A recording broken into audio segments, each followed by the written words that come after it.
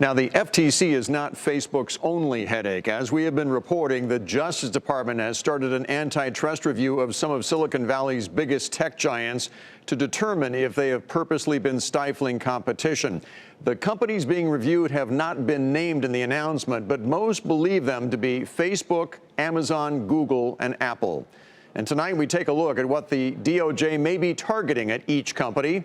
Back with us is Julia Borston on Facebook.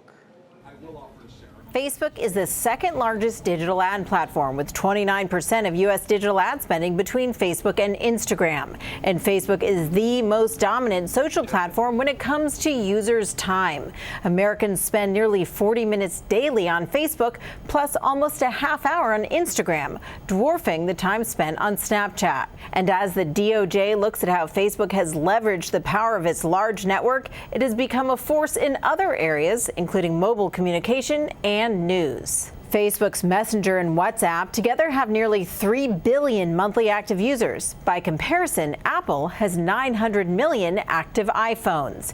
And over half of American adults say they get news on Facebook or Instagram. The question is whether Facebook is unfairly leveraging its social media power to dominate in new areas, ranging from online dating to movie ticket sales to digital currency. For Nightly Business Report, I'm Julia Borston in Los Angeles. Now to Deirdre Bosa with a look at the issues surrounding Amazon.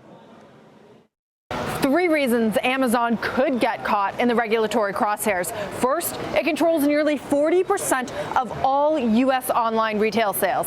eBay is a distant second with just 6% of the market. Second, potential competition with third-party merchants on its own platform.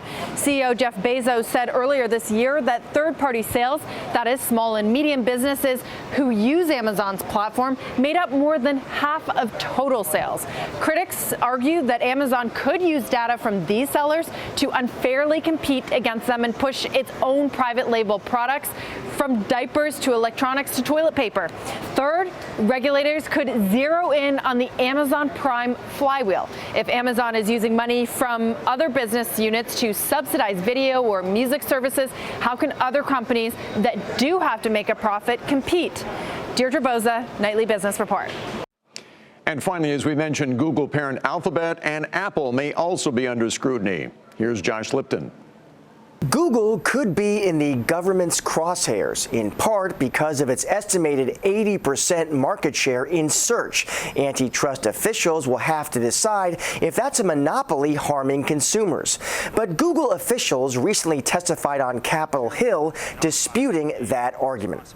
For example, when consumers search for information, they can choose among Amazon, Yelp, Microsoft, Travelocity, and many other companies like these that consistently report strong user growth. If you don't want to use Google, there are many other information providers available. And then there is Apple. I don't think anybody reasonable is going to come to the conclusion that Apple's a monopoly. Our share is much more modest. We don't have a dominant position in any market.